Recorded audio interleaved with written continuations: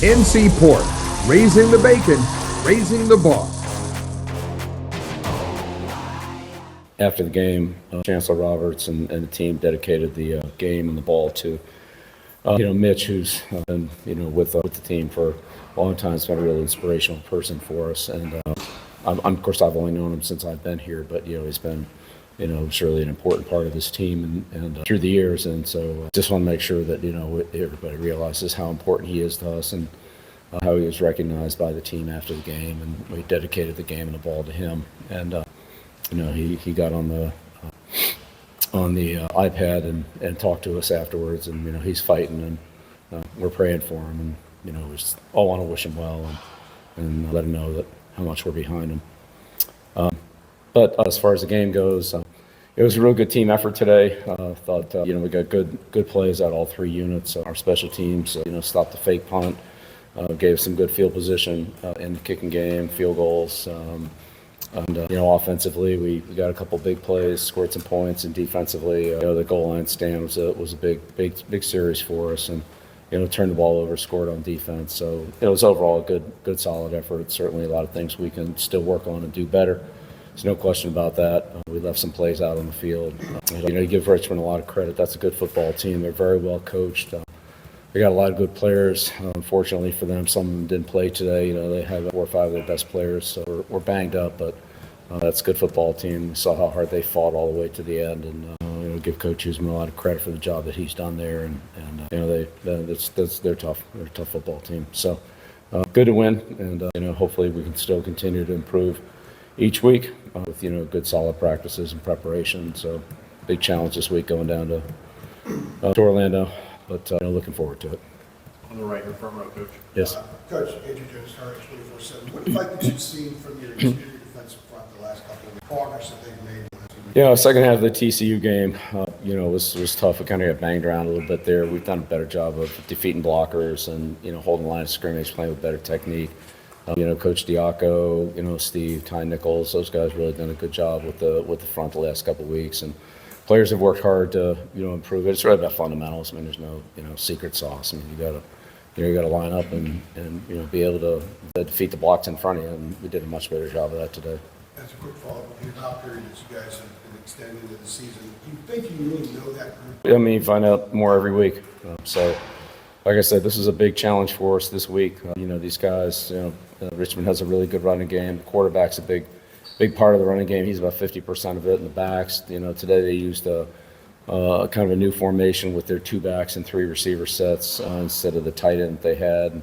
So they had some different formations and motion on that caused us to make some adjustments to it.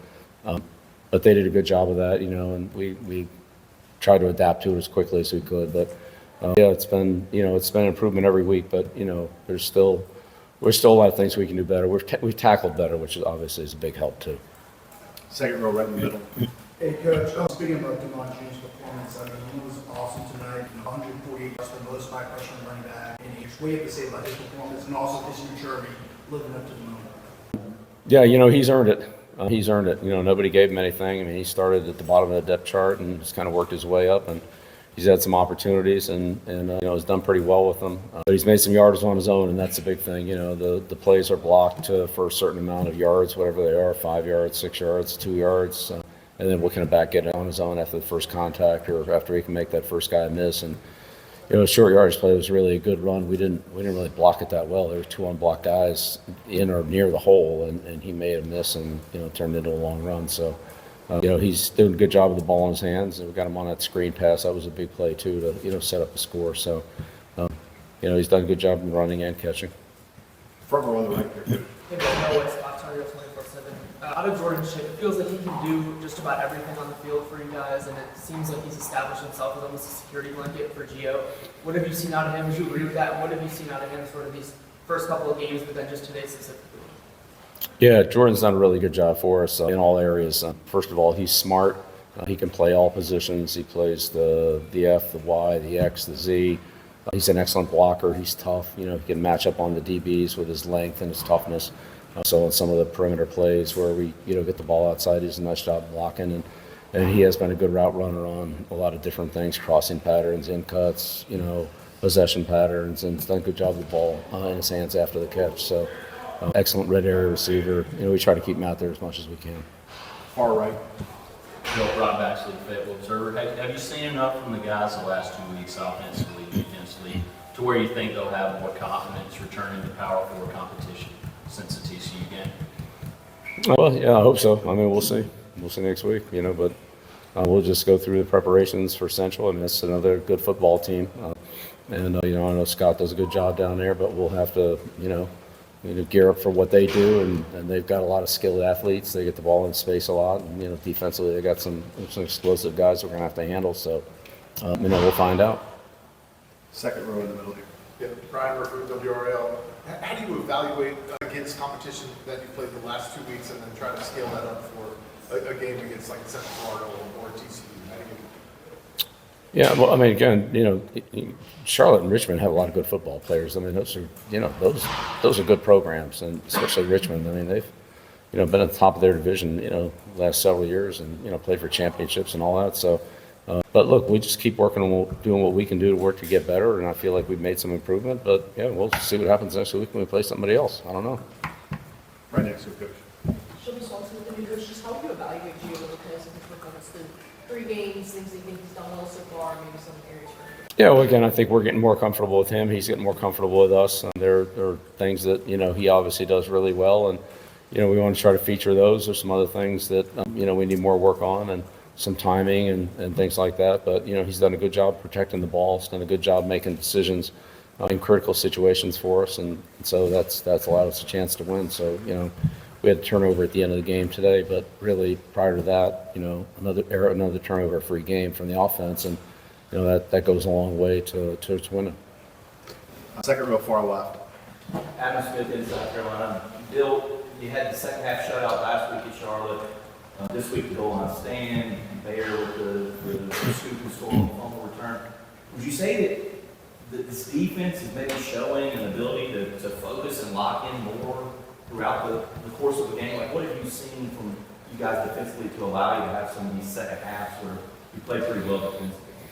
Yeah, well, I think it starts in practice. When you make fewer mistakes in practice, the communication's better. There's more awareness and more alertness to those kind of plays. Then you play better. And so, Richmond had they tried to throw the double pass over in front of our bench. They kind of bobbled the ball, but we were on that. It's a double pass. They threw a couple shots down the field.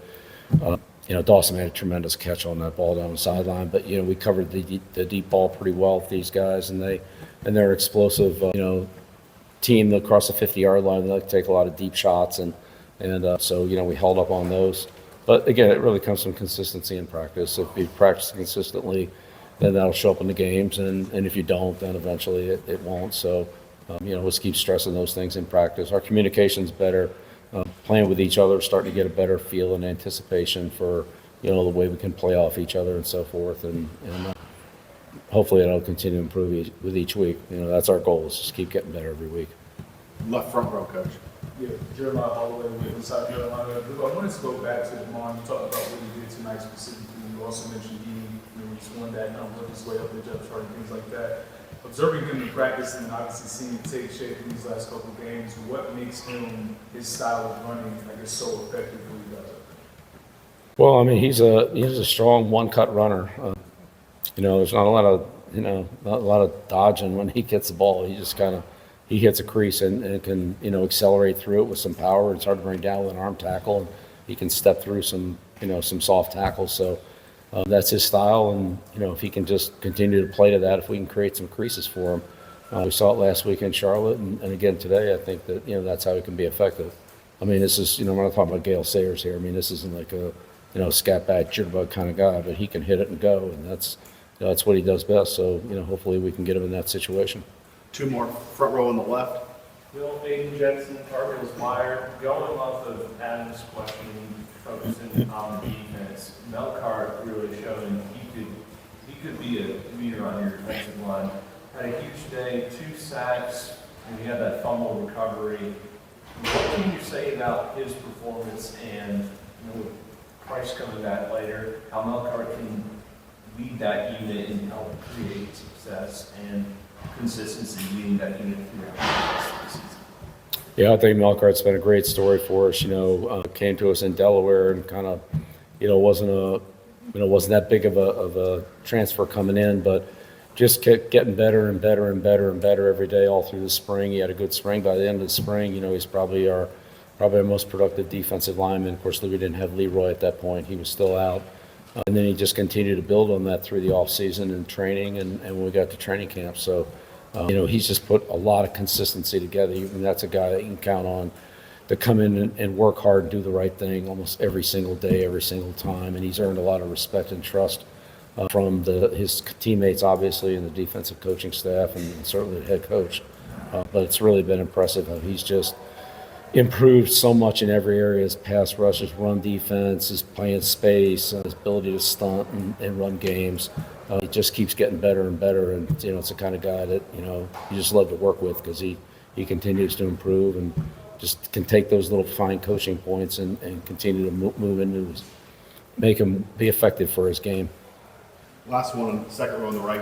Hey Bill, Jeremiah Tasha Charles on that side. Going back to Demon June, what are some things or conversations you've had with him to give him confidence out there? Look, the confidence comes from performance. And we can talk confidence all we want, but until you go out there and do it and show that you can do it, it's just it's still not there until you can actually produce it. So everybody has confidence in him and try to encourage him and all that. But when you go out there and make those plays in training camp, in practice, and then in practice as we've gone through the season, get a few more reps and really that's kind of how you work your way up is you get a few plays, you do pretty well with them, you take advantage of them, you get a few more, you get on special teams, you show you can do something there, and that just leads to other opportunities. And so I've had a lot of players like that, the Troy Browns, the Julian Edelmans, the Rex Burkheads, the guys like that they just keep doing stuff and it grows on you and you keep putting more on them and then they keep showing up and producing. So